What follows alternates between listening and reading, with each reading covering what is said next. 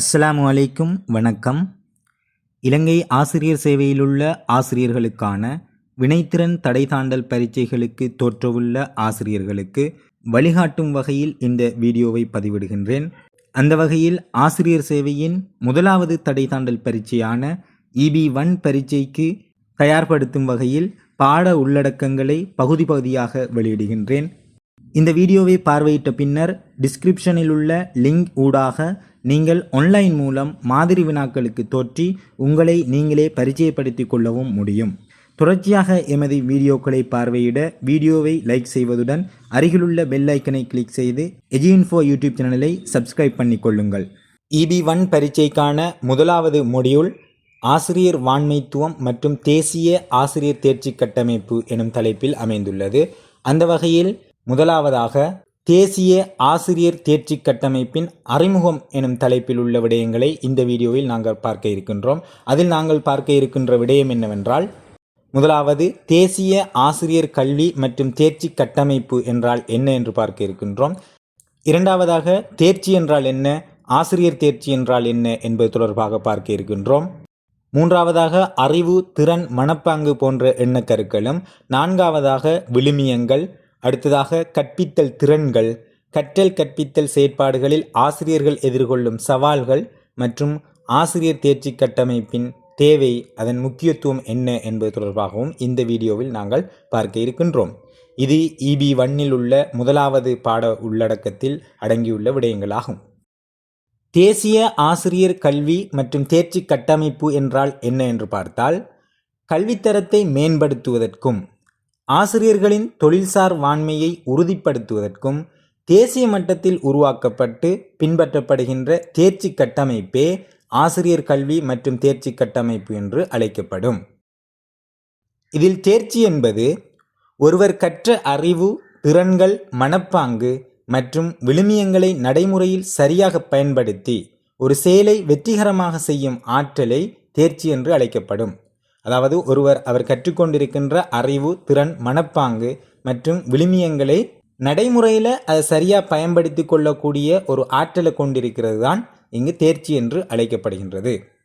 தற்போது பாடசாலை கல்வியில் நடைமுறையில் உள்ள கலைத்திட்டம் முழுமையாக தேர்ச்சி மைய கலைத்திட்டமாகவே காணப்படுகின்றது. ஆசிரியர் தேர்ச்சி என்றால் என்னவென்று பார்த்தால், ஆசிரியர் தேர்ச்சி என்பது ஒரு ஆசிரியர் துறையில் தனது கடமைகளை வெற்றிகரமாக, திறம்பட மற்றும் துல்லியமாக செய்வதற்கு தேவையான அறிவு, திறன்கள், மனப்பாங்கு மற்றும் விழுமியம் ஆகியவற்றின் ஒட்டுமொத்த கலவையாகும். அப்போ ஒரு ஆசிரியர் அந்த ஆசிரியர் துறையில் தனது கடமைகளை அவர் சரியாக செய்து கொள்வதற்கு அவருக்கு இருக்க வேண்டிய அறிவு, திறன், மனப்பாங்கு, விழுமியம் போன்றவற்றின் ஒட்டுமொத்த கலவையாகும். எனவே ஒரு சிறந்த ஆசிரியர் இந்த ஆசிரியர் தேர்ச்சிகளை அடைந்திருப்பது கட்டாயமான ஒரு விடயமாகும். அடுத்தது அறிவு. அறிவு என்பது தனியாக படிப்பறிவை சார்ந்தது அல்ல. தமக்கு கிடைத்த கற்றல் அனுபவத்தையும் சூழ்நிலைகளையும் வைத்துக்கொண்டு எதிர்காலத்தை கையாளும் தன்மை கொண்டிருத்தல் அறிவு எனப்படும். தமக்கு கிடைத்த கற்றல் அனுபவத்தையும் அந்த சூழ்நிலைகளையும் வைத்துக்கொண்டு எதிர்காலத்தை கையாளுற தன்மைதான் அறிவு என்று கூறப்படுகின்றது. திறன் என்பது கற்ற அறிவையும் பயிற்சியையும் பயன்படுத்தி ஒரு செயலை சரியாகவும் திறம்படவும் செய்து முடிக்கும் ஆற்றலாகும். இலகுவாக கூறுவதென்றால், அறிவு என்பது ஒரு விடயத்தை பற்றி தெரிந்திருக்கும் நிலை. அதாவது நீங்கள் ஒரு விடயத்தை பற்றி அறிந்திருப்பது அறிவு என்று சொல்லி கூறப்படும். திறன் என்பது தெரிந்த விடயத்தை நடைமுறையில் செய்து காட்டும் ஆற்றல். அப்போ ஒரு விடயத்தை பற்றி தெரிந்திருப்பது அறிவு என்று சொல்லப்படும். அந்த தெரிஞ்சத்தை நடைமுறையில் செய்து காட்டுற ஆற்றல் திறன் சொல்லி அழைக்கப்படும். அடுத்தது மனப்பாங்கு. ஒரு நபர், பொருள், செயல் அல்லது சூழ்நிலையை பற்றிய ஒருவரின் எண்ணம், உணர்வு மற்றும் அணுகுமுறையே மனப்பாங்காகும். அப்போ ஒரு விடயம் தொடர்பாக ஒருவர் கொண்டுள்ள எண்ணம், உணர்வு மற்றும் அணுகுமுறையே மனப்பாங்கு என்று சொல்லி கூறப்படும். உதாரணமாக நேர்மறை சிந்தனை, கற்றலுக்கான ஆர்வம், இதெல்லாம் மனப்பாங்கு என்று சொல்லப்படும். ஒரு விடயத்தை பற்றி நாங்கள் என்ன நினைக்கின்றோமோ, அதை எப்படி நினைத்து நாங்கள் அணுகின்றோமோ அதுதான் எங்களோட மனப்பாங்குன்னு சொல்லி கூறப்படும். அடுத்தது விழுமியங்கள். விழுமியங்கள் என்பது ஒருவரது நடத்தை மற்றும் முடிவுகளை வழிநடத்தும் சமூகத்தால் ஏற்றுக்கொள்ளப்பட்ட நம்பிக்கைகள் அல்லது உயர்ந்த மனித பண்புகளே விழுமியங்கள் என்று சொல்லி அழைக்கப்படும். ஒருவரது நடத்தை, அவர் எடுக்கின்ற முடிவுகளை வழிநடத்துகின்ற சமூகத்தால் ஏற்றுக்கொள்ளப்பட்ட நம்பிக்கைகள் அல்லது உயர்ந்த மனித பண்புகள் விழுமியங்கள் என்று சொல்லி கூறப்படும். உதாரணமாக நேர்மை, மரியாதை, சகிப்புத்தன்மை இவை விழுமியங்கள் என்று அழைக்கப்படும். இந்த விழுமியங்கள் தான் தற்போது பாடசாலை கல்வியில் காணப்படாத ஒரு விடயமாக இருக்கின்றது. இந்த விழுமிய கல்வி சரியாக மாணவர்களை சென்றடையாததன் காரணமாகத்தான் மாணவர்களின் ஒழுக்க நெறிகளை சரியாக முகாமை செய்ய முடியாமல் இருக்கின்றதை நாங்கள் காணக்கூடியதாக இருக்கின்றது. அடுத்ததாக கற்பித்தல் திறன்கள். கற்பித்தல் திறன்கள்ங்கிறது என்னன்னு சொன்னால், ஒரு ஆசிரியர் வகுப்பறையில் கற்றல் கற்பித்தல் செயற்பாட்டை வெற்றிகரமாக முன்னெடுத்து செல்வதற்கும் மாணவர்களின் கல்வி அடைவு மட்டத்தை உயர்த்துவதற்கும் அவசியமான நடைமுறை திறன்களே கற்பித்தல் திறன்கள் என்று அழைக்கப்படும். கற்பித்தல் திறன்களுக்கு உதாரணங்களாக பாடத்தை திட்டமிடும் திறன் இருக்க வேண்டும் ஒரு ஆசிரியருக்கு. அதேபோன்று தொடர்பாடல் திறன்கள் இருக்க வேண்டும். நவீன கற்பித்தல் உத்திகளை கையாளுகின்ற திறன்கள் இருத்தல் வேண்டும். தகவல் தொடர்பாடல் தொழில்நுட்ப பயன்பாடு இருத்தல் வேண்டும். ஒரு ஆசிரியருக்கு வகுப்பறை முகாமைத்துவ திறன் இருக்க வேண்டும். மதிப்பீட்டு திறன்கள் இருக்க வேண்டும். அதாவது மாணவர்கள் கற்றுக்கொண்ட விடயங்களை மதிப்பிட தெரிந்திருக்க வேண்டும். அடுத்ததாக கற்றல் கற்பித்தல் செயற்பாடுகளில் ஆசிரியர்கள் எதிர்கொள்ளும் சவால்கள். முதலாவது பிரதான சவால்தான் வளப்பற்றாக்குறை மற்றும் உட்கட்டமைப்பு சிக்கல்கள். நவீன உபகரணங்கள், பௌதிக வளங்கள் போன்றவை தற்போது எல்லா பாடசாலைகளிலும் காணப்படுவதில்லை. எனவே இந்த நவீன உபகரணங்கள், பௌதிக வளங்கள் போதுமான அளவு இல்லாத பாடசாலைகளில் இந்த வளப்பற்றாக்குறை ஆசிரியர்களுக்கு மிகவும் ஒரு சிரமமான ஒரு செயற்பாடாக இருக்கின்றது, தங்களது கற்பித்தல் செயற்பாடுகளை மேற்கொள்வது.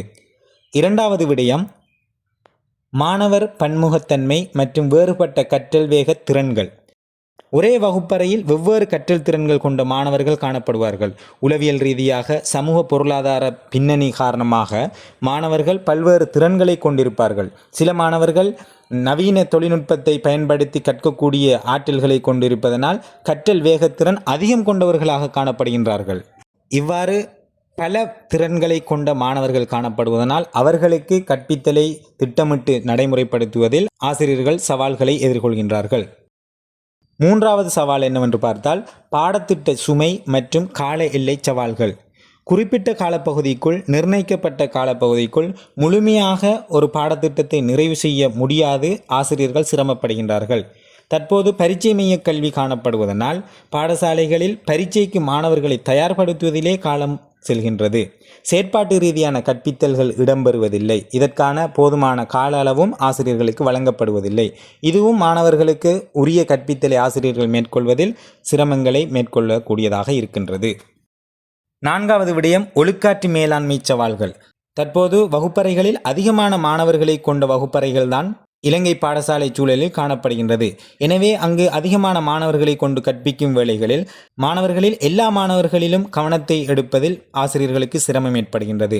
சமகால சமூக மாற்றங்கள், தொலைபேசி பாவனைகள், அதேபோன்று சமூக வலைத்தள பாவனைகள் காரணமாகவும் இந்த கற்பித்தலில் மாணவர்களுக்கு கவனக்குறைவு ஏற்படுகின்றது. இவற்றையெல்லாம் தாண்டி ஆசிரியர்கள் மாணவர்களை வழிப்படுத்துவதில், இந்த ஒழுக்காற்று செயற்பாடுகளில் மாணவர்களை வழிப்படுத்துவது என்பது மிகவும் பாரியதொரு சவாலாக தற்போது உருவெடுத்துள்ளது. அடுத்ததொரு சவால்தான் பெற்றோரின் பங்களிப்பு குறைவு மற்றும் சமூக சூழல். பெற்றோர் பங்களிப்பு மிகவும் குறைவாக காணப்படுகின்றது. அதிலும் குறிப்பாக கல்விக்கு முக்கியத்துவம் கொடுக்கும் சமூக சூழல் காணப்படும் பிரதேசங்களில் ஓரளவு பெற்றோரின் பங்களிப்பு காணப்பட்டாலும், கல்விக்கு முக்கியத்துவம் கொடுக்காத சமூக சூழல்கள் காணப்படும் கிராமப்புற பாடசாலைகளே இலங்கையில் அதிகமாக காணப்படுவதனால் அங்குள்ள ஆசிரியர்களுக்கு இந்த பெற்றோரின் பங்களிப்பை பெறுவதில் மிகவும் கடினமான ஒரு செயற்பாடாக காணப்படுகின்றது. இறுதியாக தொழில்சார் சவால்கள் மற்றும் தொடர்ச்சியான வாண்மை விருத்தி. நவீன கல்வி மாற்றம், அதேபோன்று புதிய கற்பித்தல் முறைகள், தகவல் தொழில்நுட்ப வளர்ச்சி போன்றவற்றின் காரணமாக புதிய கற்பித்தல் நுட்பங்களையும் திறன்களையும் ஆசிரியர்கள் வளர்த்து கொள்ளவும் பயன்படுத்தவும் வேண்டியுள்ளது. இதனால் அனைத்து பாட ஆசிரியர்களும் இந்த தொழில்நுட்ப மற்றும் புதிய கற்பித்தல் முறைகளுக்கூடாக தங்களது கல்வி பயணத்தை கொண்டு செல்வது ஆசிரியர்களுக்கு மிகவும் ஒரு சவாலாக காணப்படுகின்றது. அதற்கான வழிகாட்டல்களும் செயலமர்வுகளும் அதிகமாக தேவைப்படுகின்றது. அடுத்ததாக நாங்கள் பார்க்க இருப்பது ஆசிரியர் தேர்ச்சி கட்டமைப்பின் தேவை மற்றும் முக்கியத்துவம். அதாவது இந்த ஆசிரியர் தேர்ச்சி கட்டமைப்பு ஏன் அவசியம்னு சொல்லி பார்க்க போகிறோம். முதலாவது, இந்த ஆசிரியர் தேர்ச்சி கட்டமைப்பு ஏன் தேவை என்றால், கல்வித்தரத்தை உறுதிப்படுத்துவதற்கு ஆசிரியர் தேர்ச்சி கட்டமைப்பு அவசியமாகும். அதாவது எல்லா பாடசாலைகளிலும் கற்பித்தல் தரம் ஒரே மாதிரியாக சீராக இருப்பதை உறுதிப்படுத்துவதற்கு இந்த ஆசிரியர் தேர்ச்சி கட்டமைப்பு அவசியமாகும். ஒரு ஆசிரியரிடம் குறைந்தபட்சம் இருக்க வேண்டிய அறிவு, திறன் மற்றும் நன்னடத்தை எல்லைகளை இந்த ஆசிரியர் தேர்ச்சி கட்டமைப்பே தெளிவுபடுத்தும். எனவே இதற்காக ஆசிரியர் தேர்ச்சி கட்டமைப்பு அவசியமாகும். இரண்டாவது, தொழில்சார் வாண்மையை மேம்படுத்தல். இந்த ஆசிரியர் தேர்ச்சி கட்டமைப்பு கற்பித்தலை ஆசிரியர்கள் வெறும் வேலையாக பார்க்காமல் அது ஒரு உயரிய தொழில்சார் பணி என்பதை ஆசிரியர்களுக்கு உணர்த்துவதற்கு இந்த ஆசிரியர் தேர்ச்சி கட்டமைப்பு அவசியமாகின்றது. ஆசிரியர்கள் தொடர்ச்சியாக வாண்மை பெறவும் புதிய அறிவை பெற்றுக்கொள்வதற்கும் இது ஒரு தூண்டுதலாக இருக்கும். எனவே ஆசிரியர் தேர்ச்சி கட்டமைப்பு அவசியமாகின்றது. அடுத்த விடயம், 21ஆம் நூற்றாண்டு கல்வி தேவைகளுக்கு தயார்படுத்துதல். தற்போதுள்ள நவீன தேவைகளுக்கேற்ப நவீன கற்பித்தல் உத்திகளையும் கற்பித்தல் சாதனங்களையும் பயன்படுத்துவதற்கும் அவற்றை திட்டமிடுவதற்கும் ஆசிரியர்களை தயார்படுத்த இது அவசியமாகின்றது. நான்காவது, முறையான மதிப்பீடும் வாண்மை விருத்தியும்.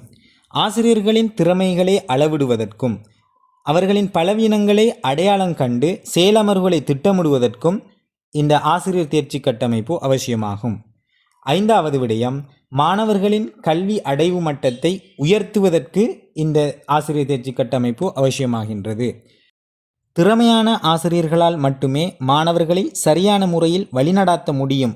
அந்த வகையில் ஆசிரியர்களை வாண்மைத்துவப்படுத்துவதன் மூலம் திறமையான ஆசிரியர்களை உருவாக்கி அதனூடாக மாணவர்களின் அடைவு மட்டத்தை மேம்படுத்த இந்த ஆசிரியர் தேர்ச்சி கட்டமைப்பு அவசியமாகின்றது.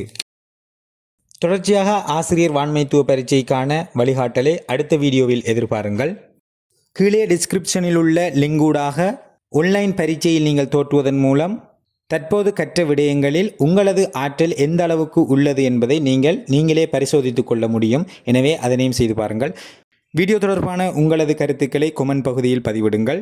அது எமது அடுத்த வீடியோக்களை பதிவிடுவதற்கு ஆதரவாக அமையும். நன்றி.